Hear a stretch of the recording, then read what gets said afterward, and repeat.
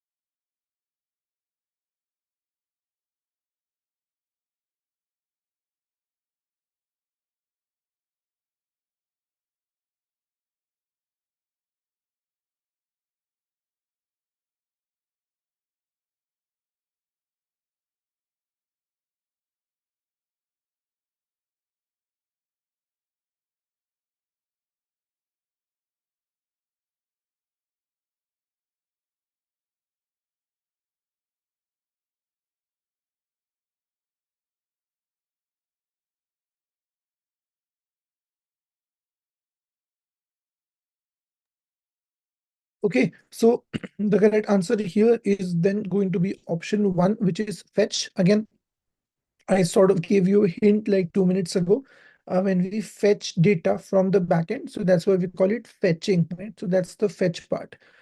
Perfect. So this is what we have in terms of the quiz kind of a thing for the day. And again, this is the repository URL, which I'm now showing on the screen.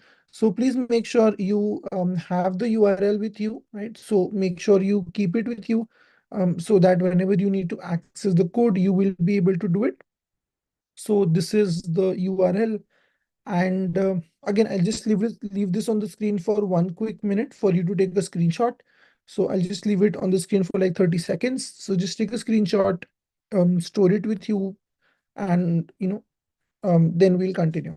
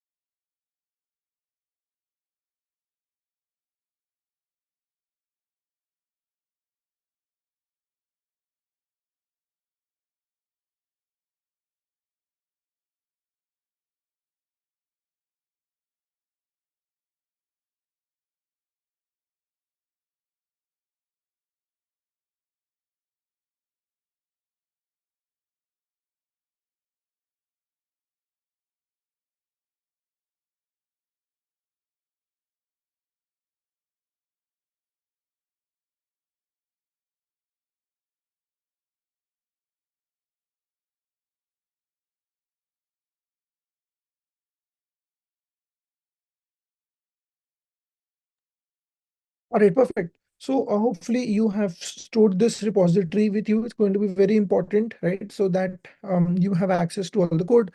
Now I will try to share this or get this shared on the Telegram group as well. I will ask the team to share that if possible.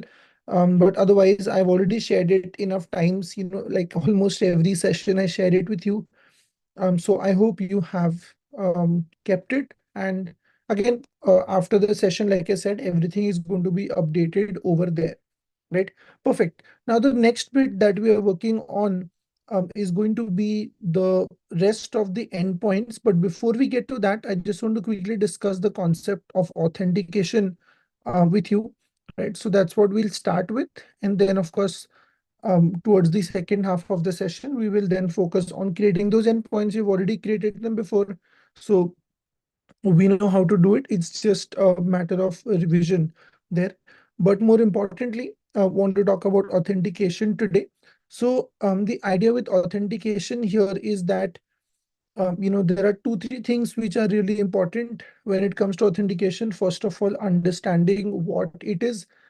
Then second, how Django gives us the choices, or what kind of a choice does Django give us, in terms of authentication. So that's the second thing to discuss. And then, of course, we will attempt or we will write endpoints for authentication as well. So when we say authentication, it is typically about two different screens. We have a sign up screen where you can register, and then we have a login screen where you can log in, of course, right? So those are the two things that we do. Now, the idea with the authentication would be to again, go ahead and discuss what it is. So we use this in every application. It's pretty standard stuff. You all know what is authentication. It is basically creating an account and proving to the application that you are in fact who you say you are, right? And then based on what level of authentication, or based on what type of authentication we choose, you will then be able to go ahead and access some data. For example, so there could be some data which is public data. For example, if you go to an e-commerce website, then most of it would be say public data. But then at the end of the day, there could be some things which are specific to you. So for instance, let us say that you might have some as soon as you want to make a payment, for example, you have to register, right? Or as like if you want to view your order details, then you have to register or log in, and only when you log into your account will you be able to um, basically go ahead and you'll be able to see the details which are specific to your account. So that's how the typical setup is going to be, right? Now, the rest of the authentication more or less is standard. There are several different approaches that we can use in Django. We have packages available for them. So, for instance, we could go for email password authentication, which is pretty standard. We can go for like mobile OTP authentication, which is typically not free. So there are some charges associated with sending the OTPs on SMS on every login. So again, different platforms have different charges for the same. So that's another option. The third option then that we have is then social authentication, or what we call OAuth. That's open authentication, which is where we then give social login, so like login with Google, login with Facebook, whatever, whatever. So these are several different ways, to basically authenticate. And what we are going to do is we are going to try to keep it simple. So we'll go for the first simplest approach, which is email and password based authentication. So we'll create two endpoints and we'll try to give the user access to those endpoints, and we'll try to get it up and running that way. Right now, when it comes to Django, what happens is Django gives us a couple of different things, a couple of different ways in which we can add this authentication. And for this, of course, we'll create two views. One will be the sign up view, one will be the login view, and then they will be taken to whatever home screen we want them to go. So if the login is successful, they will be redirected to the home screen. If the login fails, then they will go back to um, the sign up screen, or maybe go back to the login screen with an error. They'll see what is wrong and they'll stay on that screen itself, right?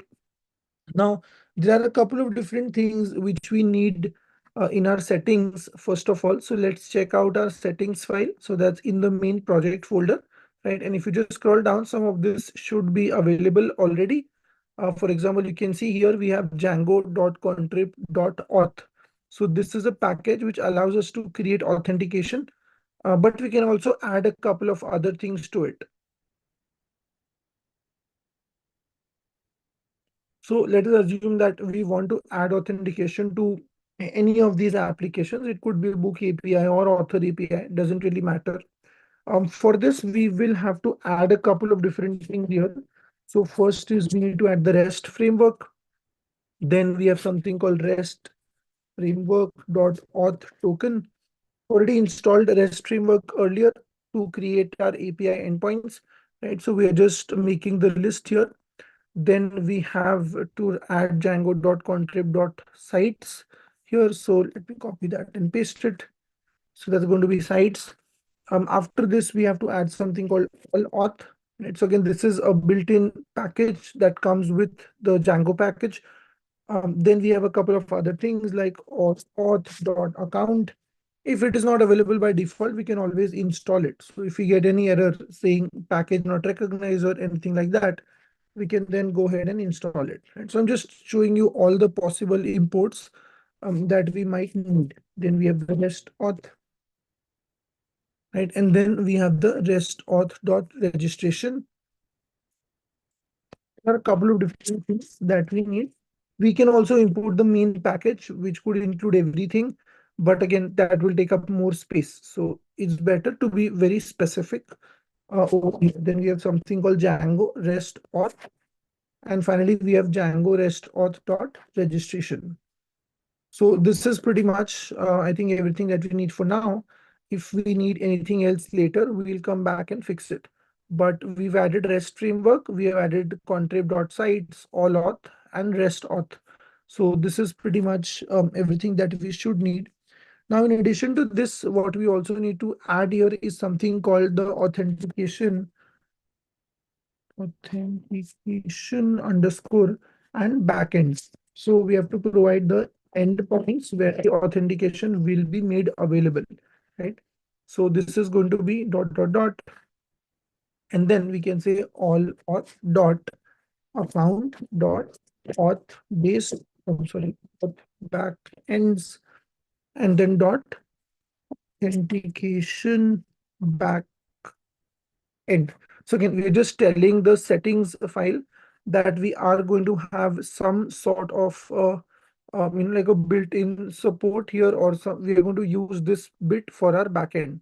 So that's authentication backends is equal to, and then three dots followed by all auth dot account dot auth backends dot authentication backend. So this is the setup with this one, and I think it should be square brackets and not round brackets. Let me just see what could be causing the error here.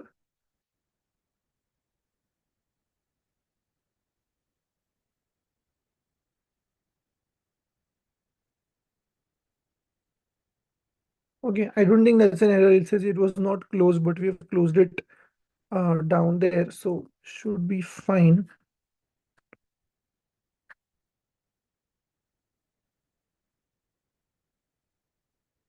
Okay, we'll figure this out. I don't think we need these three things. Okay, there you go. And then we can add the REST framework bit. So REST framework is equal to, this should be in curly brackets, and then we have to again specify default authentication classes. Authentication classes.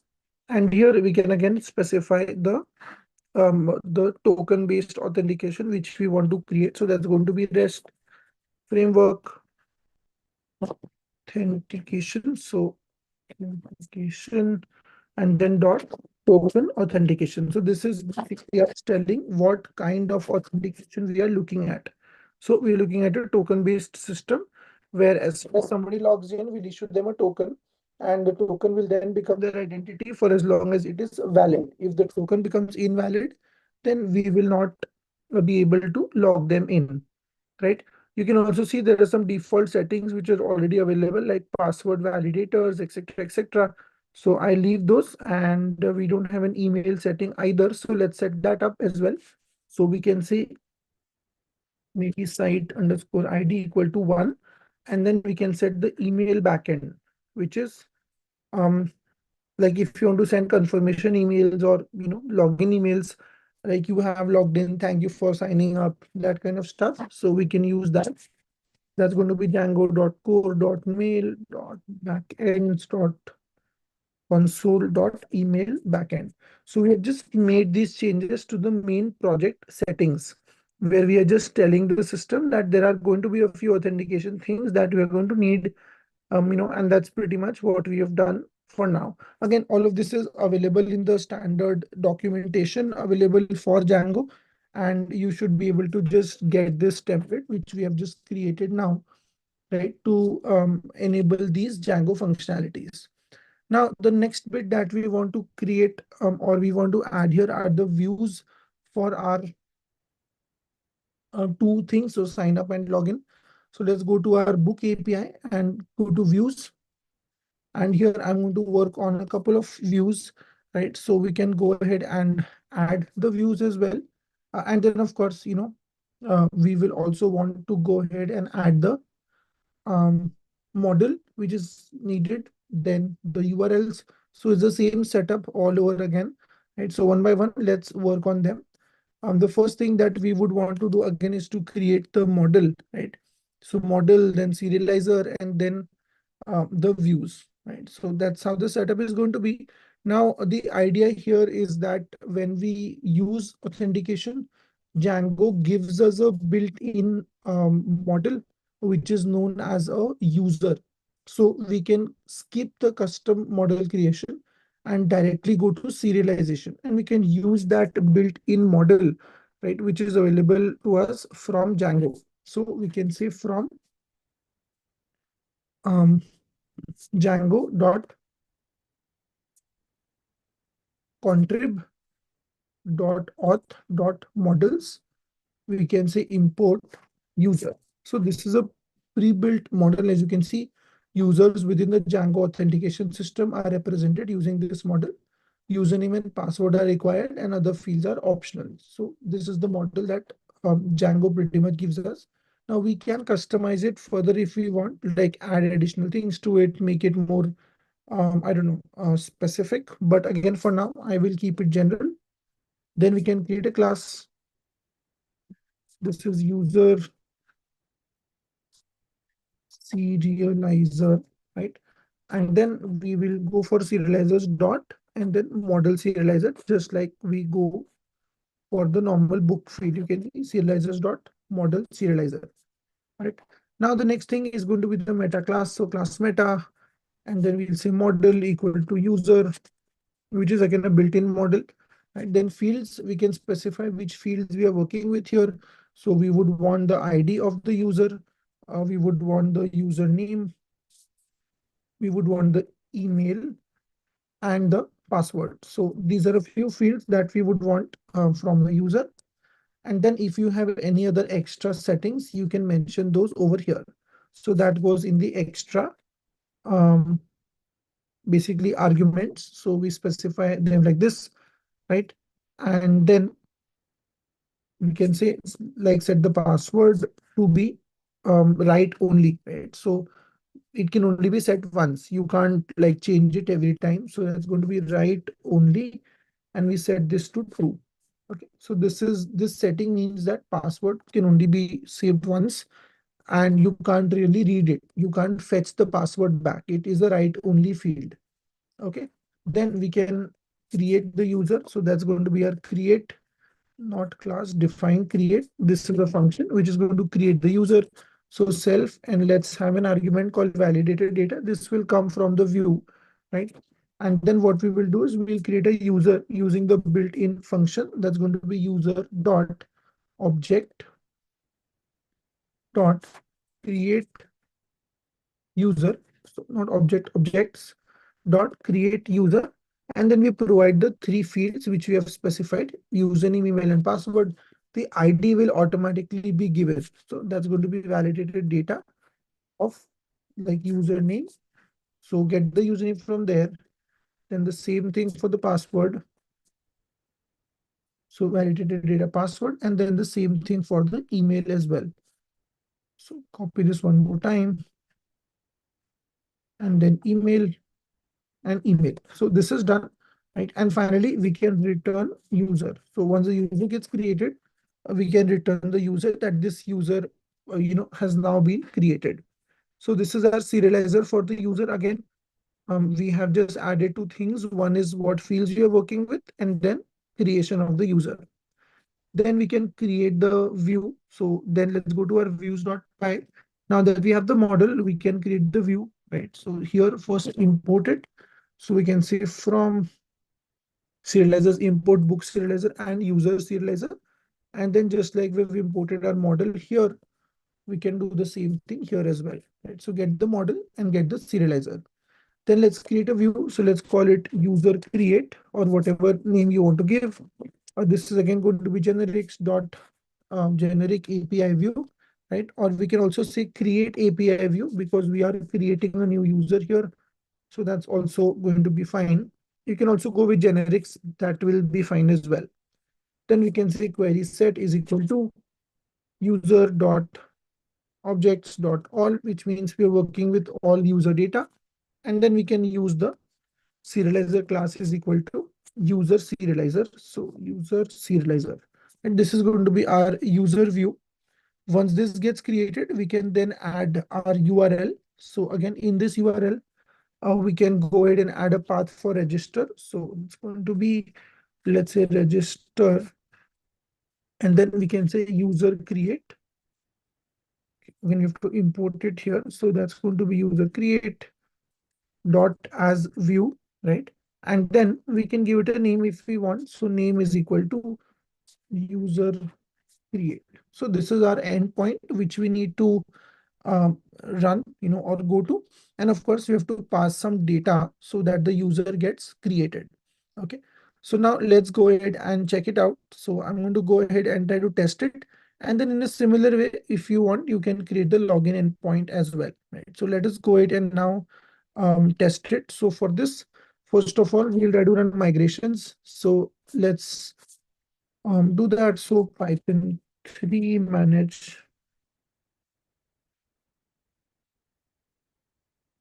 dot py make migrations. Okay, and okay, we haven't switched on our virtual environment. Let me do that first.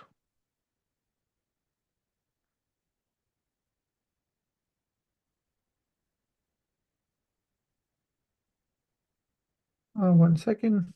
Yes, there you go. Oh yes, I have to go back one folder and then activate my virtual environment. Okay, there we go. Then cd into the project. And now we can run make migrations.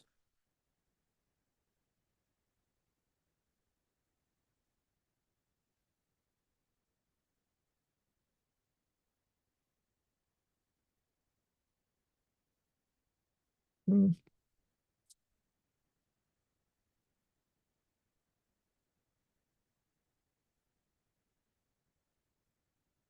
Okay, it says couldn't import Django.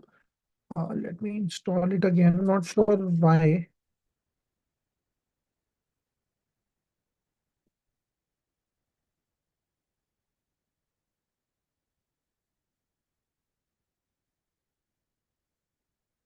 Okay. Um, just give me a second. Let me figure this out. Uh, Let me delete the environment. Let's recreate it.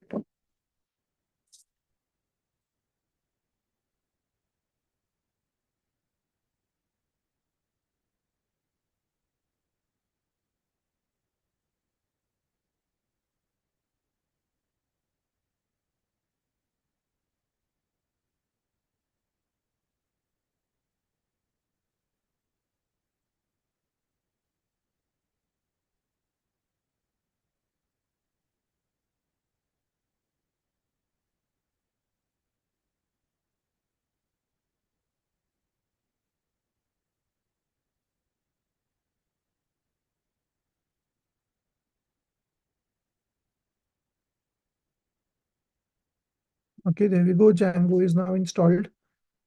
Then,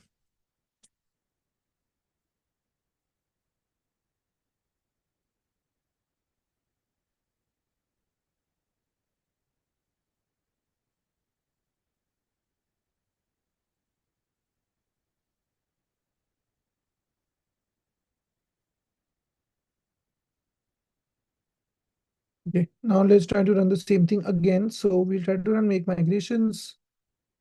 Okay, so it's saying no module named all auth. Let's install it. So pip install all auth.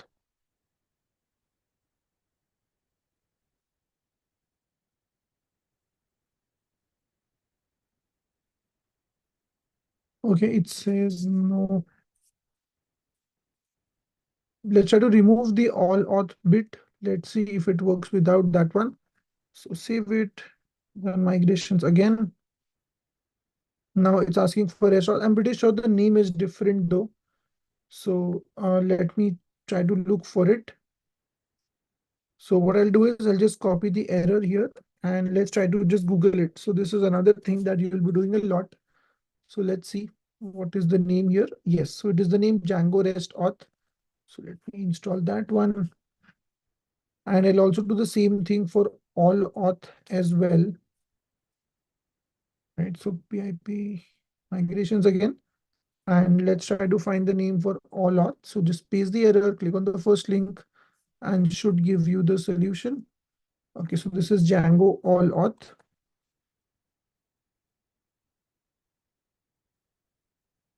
Perfect, this is done.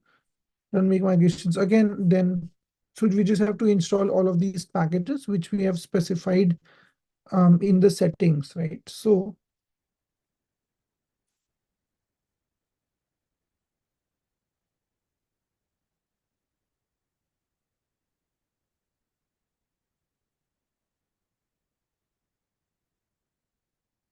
that's DJ REST auth.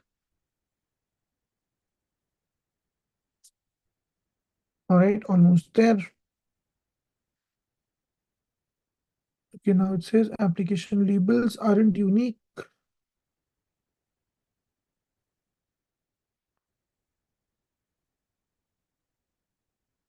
So it's saying manage.py line 22. Let's see where that is.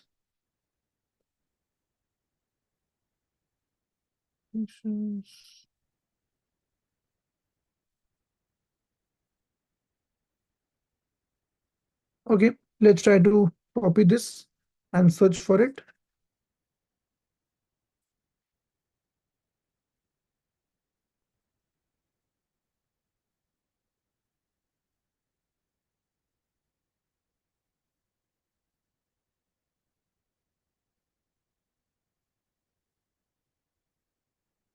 Okay, it's basically saying that something is added twice under this list. So let's check that out.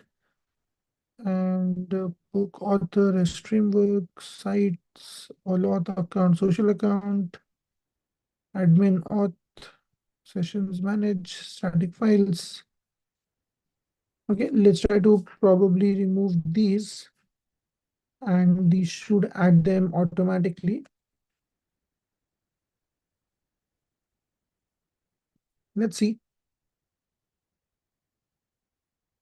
Now it's saying you must include this auth token. So we pretty much need all of these as well.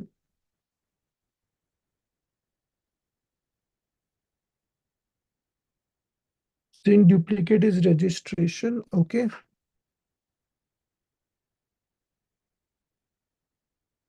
Okay. Let's try without it. Uh,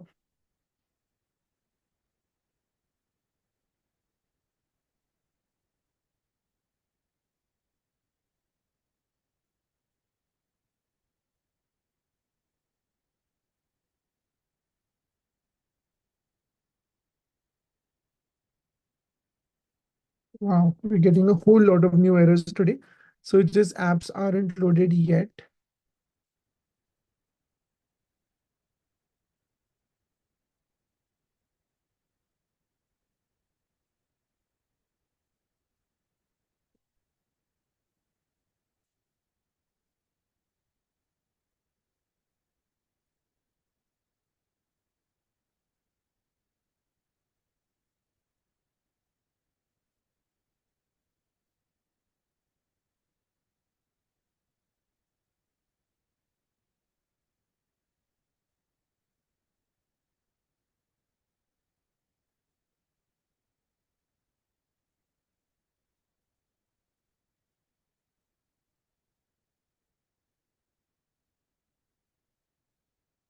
It's fine. Book and author. We have two apps, right?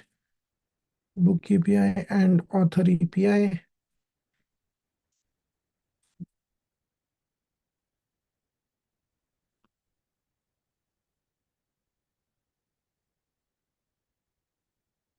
Let's see if it's pointing to a particular application.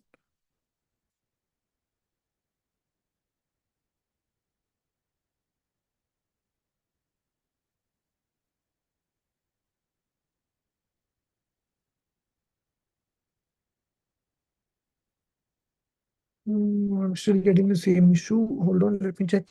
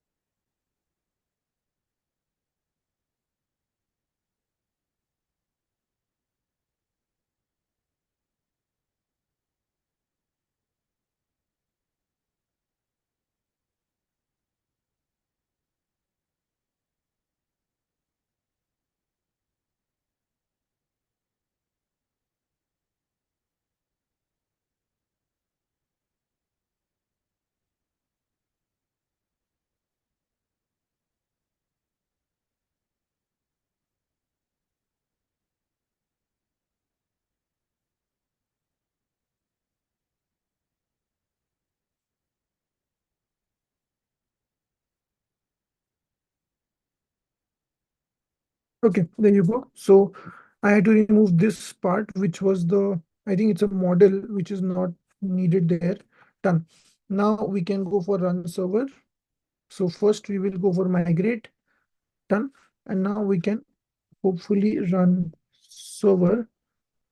Okay, there we go. The system is now running. Now, of course, we will have to test it in Thunder client. It will not work on the browser because there is no template for it yet. And you can go ahead and you know, like make the template for it later if you want to. But for now, we just will go for post because it's a user creation. And then to our URLs from where we can see the creation part. So that's register. So we have to spell it right. I spelled it wrong, which is fine. I'll go for the wrong spelling this time. And now we can pass in the data. So the body needs to contain three things. It needs to get the username, and then the email, and then the password. So these are two things that we absolutely need. Let's call it test user. Let's go for a password. And let's say test 123, test pass 123, something like this. And then we need the email. So test@test.com, something like this. All right, perfect. Let me try to send it now. Let's see what happens. And it says not found. Okay. So API and register. Now let's check our app level URLs. I am not sure if we added it over there. Um, oh yes, so it should then be API books and register, not just API register. So API books and then register and send it. And there you go. Now the user has been created. As you can see, this works, right? So you can see here ID, username, and email. The password will never be shared, right? That's the whole point. And if you see the headers, you will see all the other details like timestamp, when the user was created, right? Cookies, results, talks, pretty much. So this is our setup. Now this is how we can create the authentication bit. And just like this, you can also create the login as well. So none of this will change. We will just add one more uh, like view, which is going to be to return the user. So instead of create a generic view, we'll add a like fetch generic view. And then here we'll just try to return the user pertaining to that corresponding ID. Right? So this is how the authentication bit is going to work. Right? Great. Now, a couple of quick other things before we get to, the like the revision aspects of what we have done before. I'll give you the code. Don't worry about that. but I just have a couple of quick pointers for you to keep in mind, right, when you start working on the project and all of those things as well. So let me just go ahead and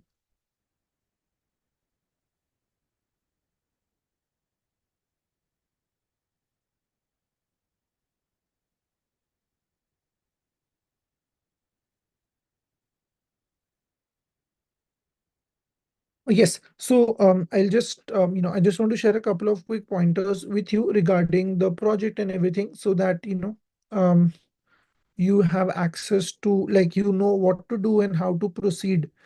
Right. So I remember there being a few questions which were available, like which were coming in the previous session regarding the project registration and all of that. So again, I hope the communication has been sent out on how to register, when to register, the team members and all of that. I am not going to discuss the LMS aspects of this, but I'm more focused on the implementation aspect of it, right? So there are three things that I want to quickly talk about. Number one, I want to talk about the way you structure your team members or the way you work on the project. Number two, I want to talk about the approach you will follow to build the project.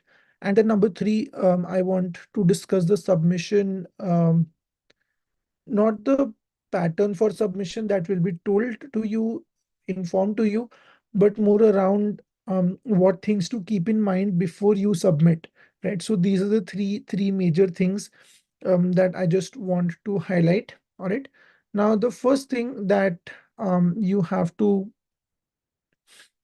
focus on, right, when it comes to the project is, like I said, number one, you have to focus on structuring your team, or how the work is going to be allocated, etc., etc. Right. So basically that bit. The next thing would then be to build and then to submit.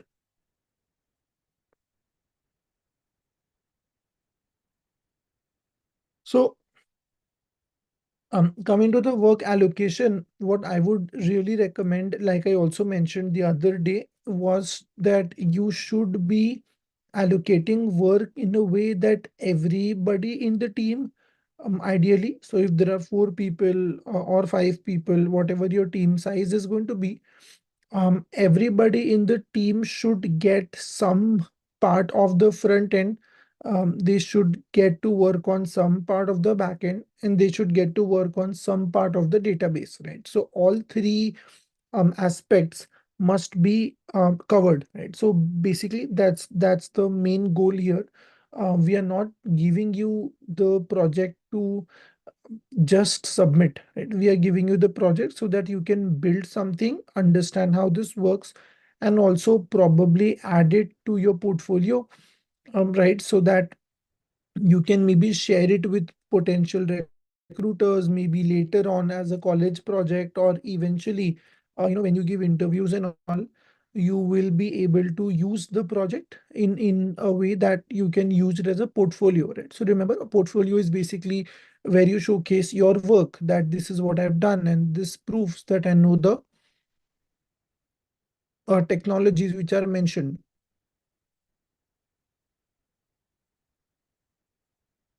Which is why I'm saying that try to set your team up in such a way, try to allocate or distribute work in such a way that all of you get to work on everything, right? So a little bit of front end, a little bit of back end, a little bit of database. Try to divide the work such that everybody gets to do everything, right? So that's the first recommendation for you, right? Don't try to split it in a way that one person is doing all front end, one person is doing all back end, one person is doing all database. That is not going to be ideal. So that's the first thing to keep in mind. Like I said, distribute work evenly. Try to give everybody everything, right? So trust me, this will be really helpful for you. So yes, that's one of the things that I really suggest. The second thing that I would want you to keep in mind when it comes to this bit is that the the work that you will get, right? The work that you will be given for any project, whichever topic you choose, no matter what topic you are being given or you are choosing, will be more or less the same, right? So it will not happen that one topic is taking longer, the other topic is taking less time. That kind of a setup will not happen. Okay, you have to, um, like, you will get the same amount of effort. You have to put in the same amount of effort no matter what topic we are talking about, right? So even if it is something like an e-commerce or a learning platform or whatever it is, all of them are going to take the same amount of time and effort.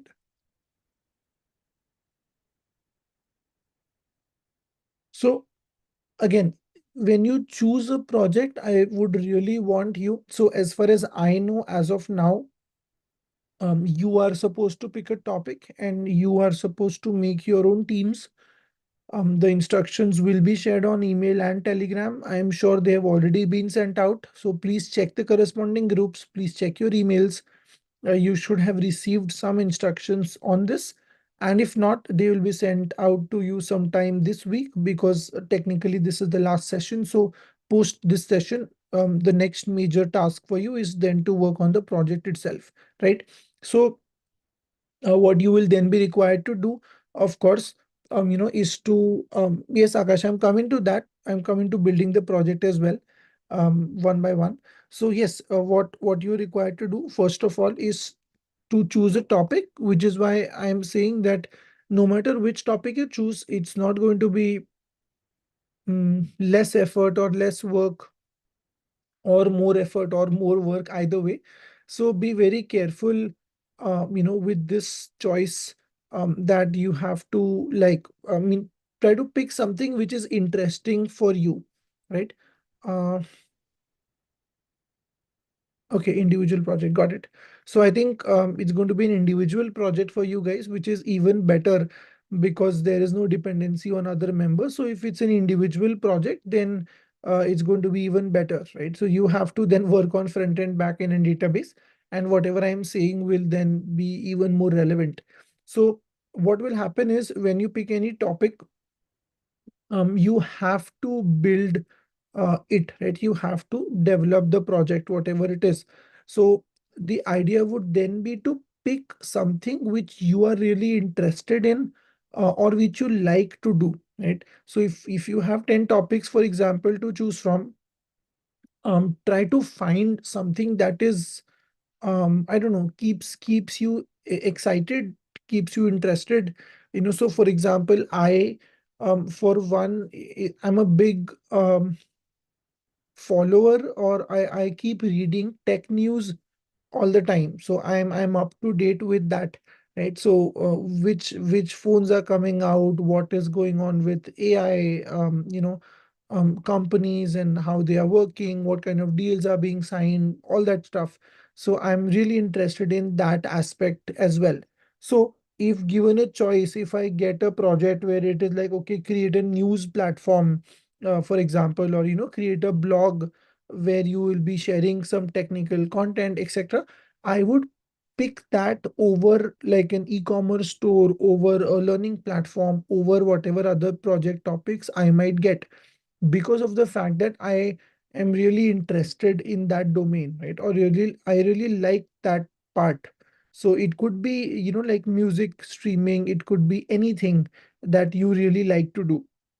So if out of the whatever topics, 15, 20, 30 topics that you will get from the team, try to pick a topic which is interesting, because that way you will put more effort into it.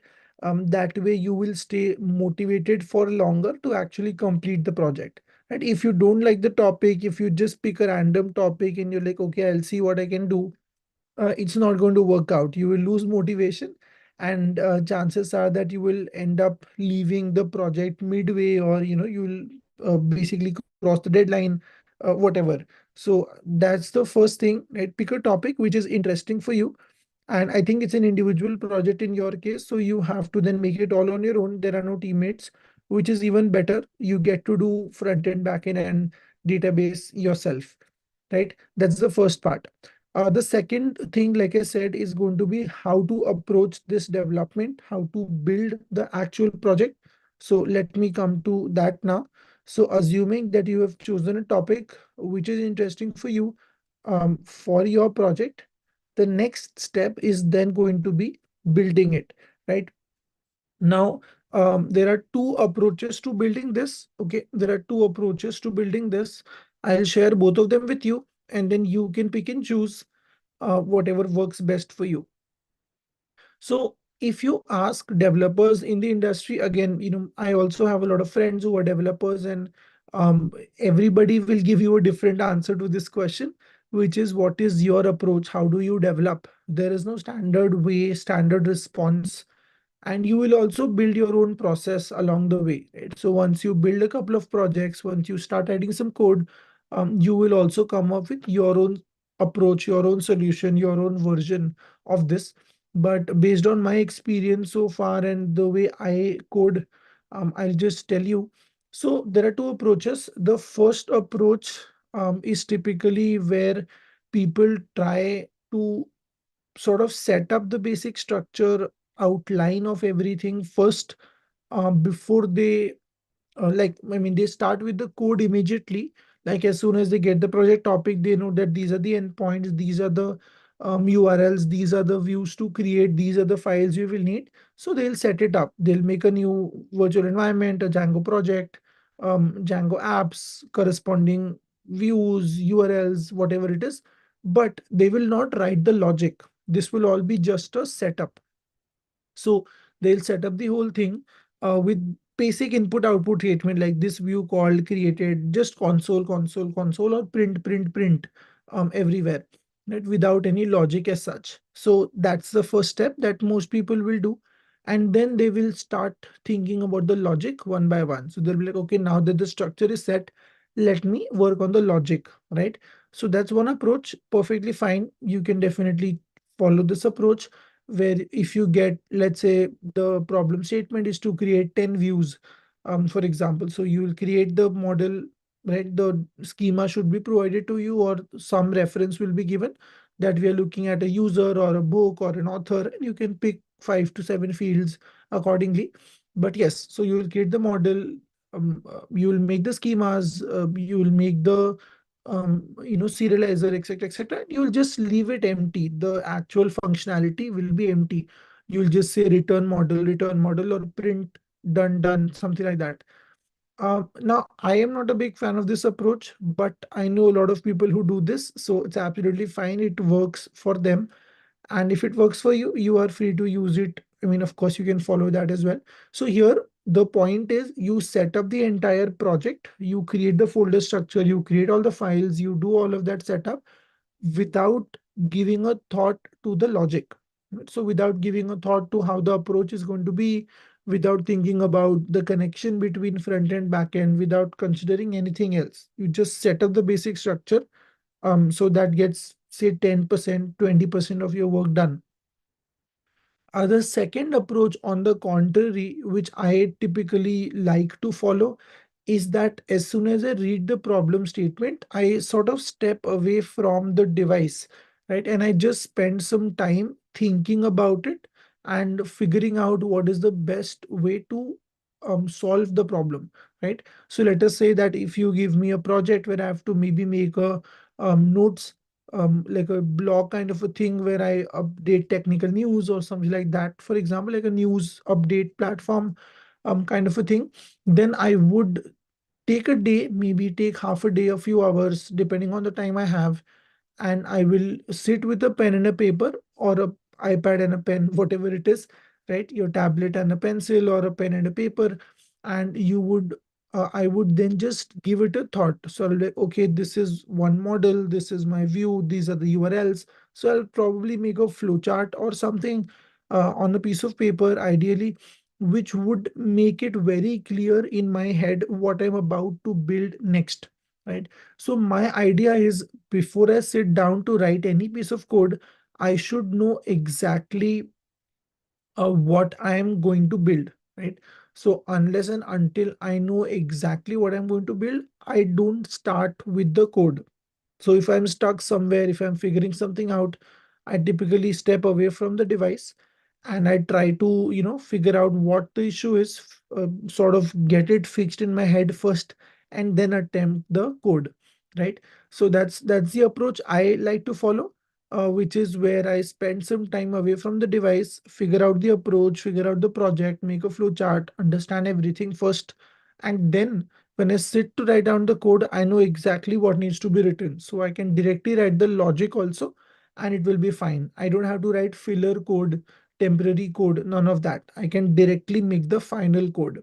Okay. But again, the time required here would maybe vary a little bit because I spend more time off screen than on screen.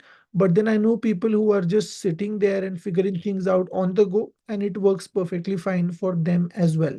So that's the approach that you should be following. One of the two, whatever you like, right?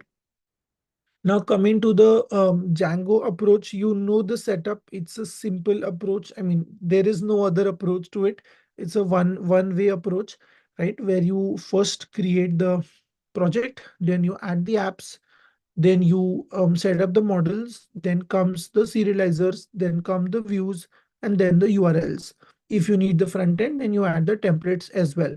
So that's going to be your setup. This is the only order you can follow. There is no option. And you can't make a view first without a serializer and a model. You can't make a serializer without a model. You can't change a URL without a view. So you have to first make a model and then a serializer and then a view and then a URL. That's just the approach that we have in Django. Right? So you have to follow the same thing. There's no choice that we have anyway. Right? So that's going to be that. Okay. So I've talked to you about two things so far. I've talked to you regarding like you should ideally do all three things, which is great because it's an individual project. So you have to do that. The second thing is the approach that I've discussed. Now coming to the submission of the project. Again, I'm not talking about submission guidelines and all of that. That's for the team to share with you, and they will share it. What should be the folder name, folder structure, all of those things will be shared with you in the problem statement. But submission from my end is a little concern over things should work, right? Very simple. Whatever you submit should work. We are not looking at things that you just, I don't know, maybe create, build, copy, whatever, and they don't work, right? So if you submit a project which is not going to work, it will be considered like as incomplete or whatever, right? So the bare minimum expectation from you is whatever you submit should work. Now, it could work like if you were told to make 10 endpoints and you are submitting 5 endpoints, make sure that those 5 endpoints work properly. Let's say for some reason you run out of time, you're not able to build 10 things and you're only submitting 5. Make sure those 5 things work properly. It should not happen that you submit something random and it doesn't work, and then you still say that it is working on my system and I'm able to do this and that. That is not acceptable. If it works on your system, it should work on mine. Very simple. If it works on your system, it should work on every other system out there, right? So that's something to keep in mind, especially when we talk about submissions. Try to give working code. Okay. Try to submit working code. That's really important, right? So that's regarding that. The other thing with submission is that you will typically be told to submit a zip file which could contain the Django code, right? Which should contain the Django code. So you will have to delete the cache files that are created before you make the zip file. Otherwise, your zip creation will never complete, right? So whenever you run server, you will notice that this underscore underscore py cache, this folder gets created. So you have to delete this folder from everywhere. There are 3 locations, all individual apps and the project level. So make sure you delete this folder and only then should you zip it. Okay.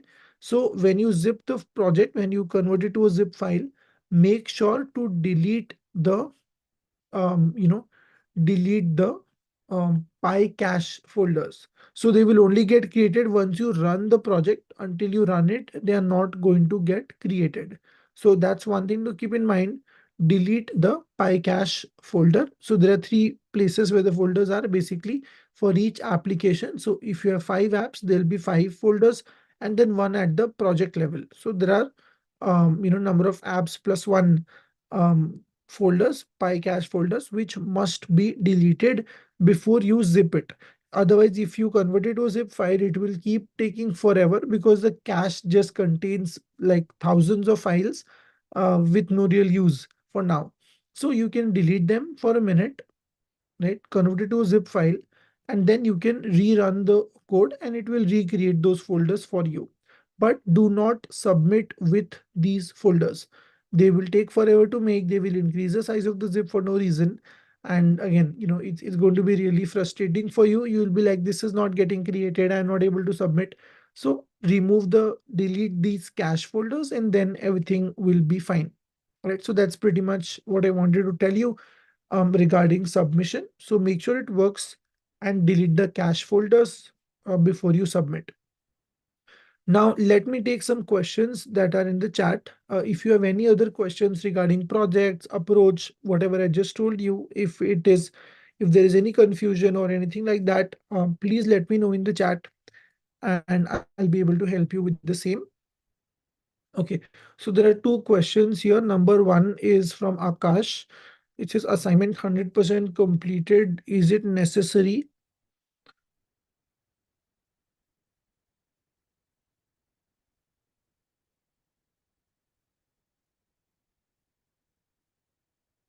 So the ideal answer is yes, Akash. The whole point of giving you these assessments was for you to understand the concepts better and for you to be able to implement these concepts.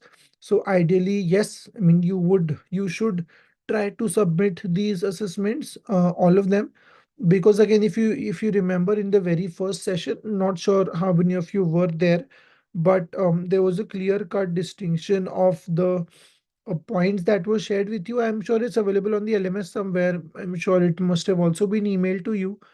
We have a distribution of points, right? So out of the 100 points or 100%, I think some 10 or 20% was given to these assignments, right? So if you submit all assessments on time, you will get those, say, 10-20% of marks, whatever they were. If you don't submit, you lose those marks. So everything then will be to do with the final score that you get. So if you don't complete your assignments, then your score will be lesser, and then don't go back to the team and tell them that I did this, I did that. Why is my score less? So we have shared the criteria on day one. So make sure you follow the guidelines and try to finish everything off. The assignment should not take more than an hour or two max. That's how they've been designed, right? The first two assignments were very simple, the output ones.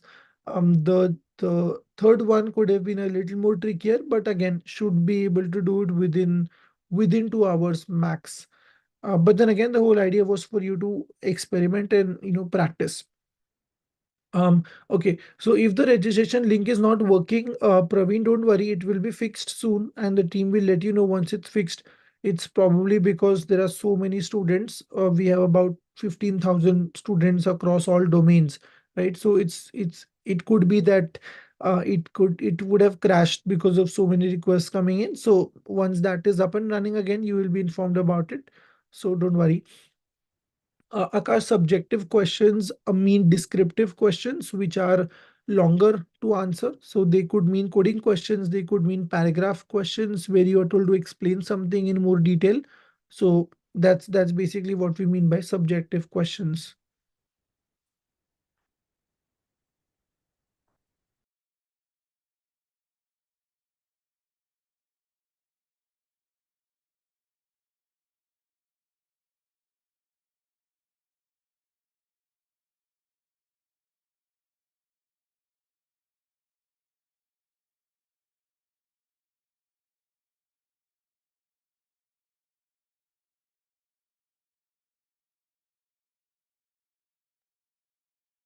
Okay, the next question is for team members adding when they will send the link. So, as far as the latest update that I have received, this is going to be an individual project and not a team project. So, earlier I was thinking that this would be a team project, but it is going to be an individual project.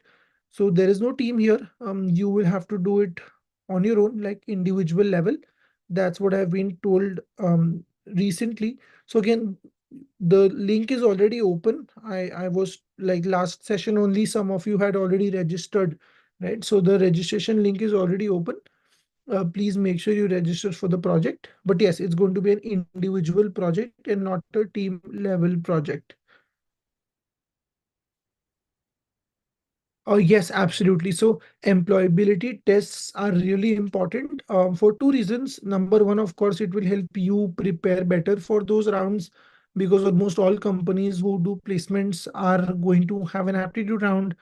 There's going to be a coding round, like a technical round. So all of those things are really important. But at the same time, what is also important for us, why we give you the employability test is for us to understand what kind of job opportunities or what kind of projects should be given to you in terms of the employability criteria. So remember we talked about working on industrial projects and stuff like that. So based on your score, based on your graph, we'll see which areas you're strong in, which areas you need more help or more work, and then accordingly we'll be able to take a decision. So that's really important for us because in the LMS we have a analytics dashboard which gives us student-wise analytics that this student is good in this area, maybe needs work in that area. So it's an AI-powered thing where based on your employability test answers and score, it gives us a personalized suggestion that, maybe this student needs more work here, they're really good at that, stuff like that. So it's really important for us to get that score or get that result to analyze your profile better and help you accordingly. Okay. So yes, Fahim, you have to do the project on your own, as on an individual basis. Again, so regarding the tests and all, the team will tell you when it is. I think you have to book a slot for your grand test, the final test that is. So yes, the team will send you an email with more details on it soon, and you'll also be hopefully updated on the Telegram handle as well.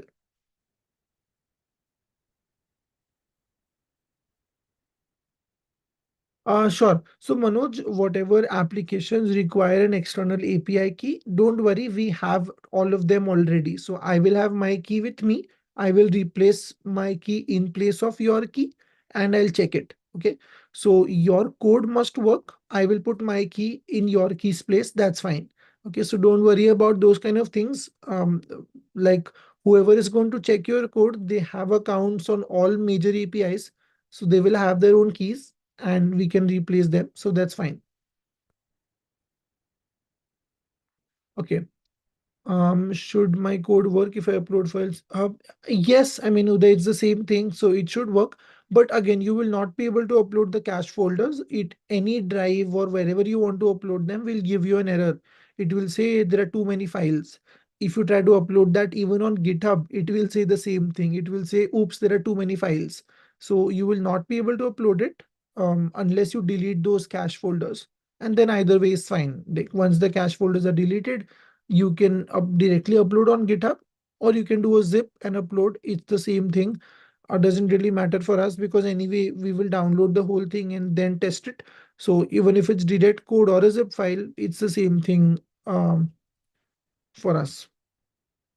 Okay, so Sohail, again, this is done, right? The sessions are done. Today is the last session. So for everybody who has exams this month, I think please make sure you book slots accordingly. The project will have enough time for you to work on it. It's not going to be like a 1 week thing. I think there's going to be 3 to 4 weeks. Again, not 100% sure. 3 to 4 weeks that you should get around that time to build a project. So even if you have exams for a week or two, it's fine. You will still have 2 weeks before or after to do that, right? Okay.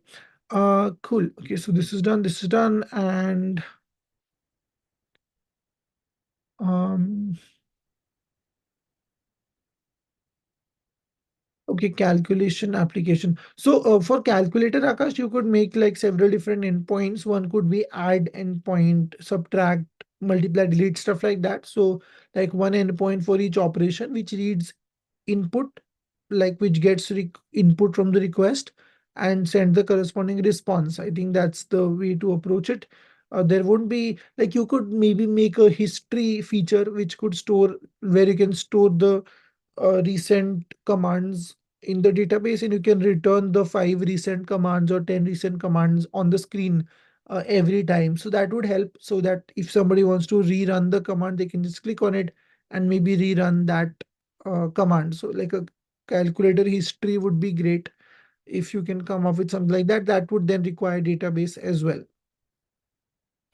Pradeep, I am not sure if the link is working or not right now, but either way, once it is fixed, if it is not working, the team will let you know once it starts working, right?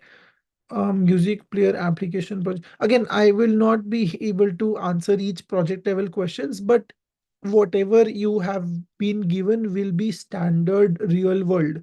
You know what a music player is, right? You have a list of songs, you pick a song, it will show the song on the screen and it'll start to play. So HTML has an audio element. I'm sure you know about it. You just have to link your song to the audio element and style it. Right? Audio has all the controls, all the play, pause buttons, everything. So your focus is going to be more on understanding the backend there, which is how do you detect the user click like out of the list which song was selected. That's going to be your focus, stuff like that. So I'm not going to go to every project like that, but yes. So hopefully I've been answering all questions. Okay. Now voting polls.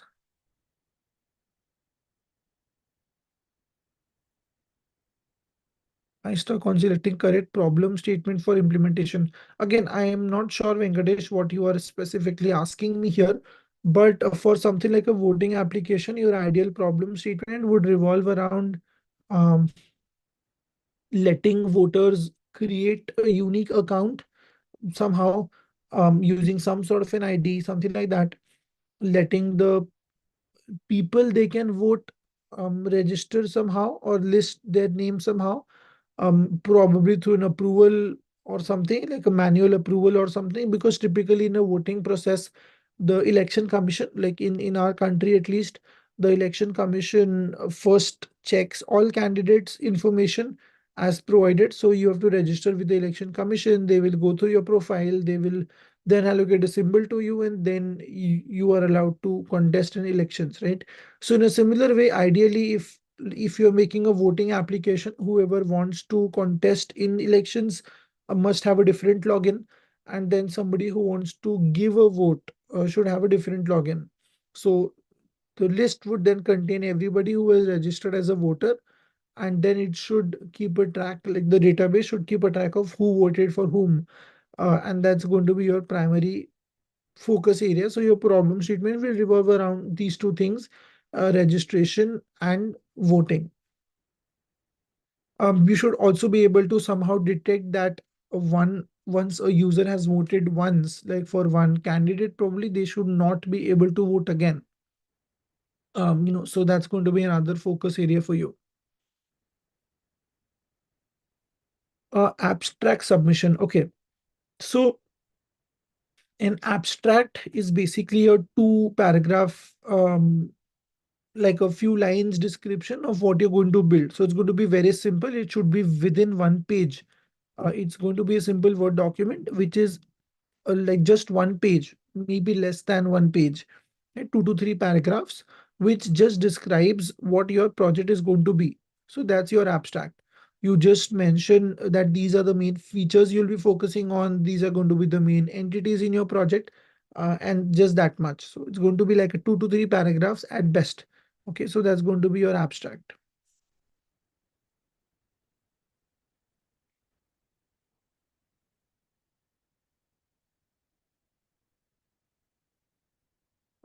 So whatever application you choose, you guys, ideally, since we have covered Django in the course, you should try to build it with Django, right? So don't go for any other framework. Try to get it done in Django only if possible. We have seen how to make the front end. We have seen how to connect to the back end. We have seen API creation. So whatever is relevant in your case, try to do it.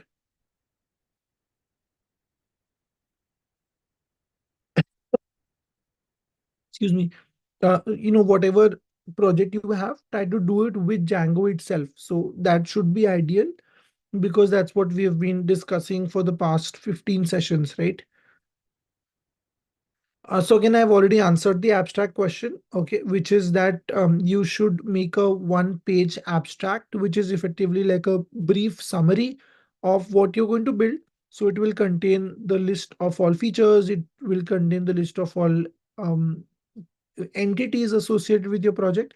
Like this project will be a calculator application which will involve a person who gives an instruction and the machine who solves or performs the instruction. The main features provided are 1, 2, 3, 4, 5. That's it. So like a 2 to 3 paragraph thing, which is a brief introduction to your project. That's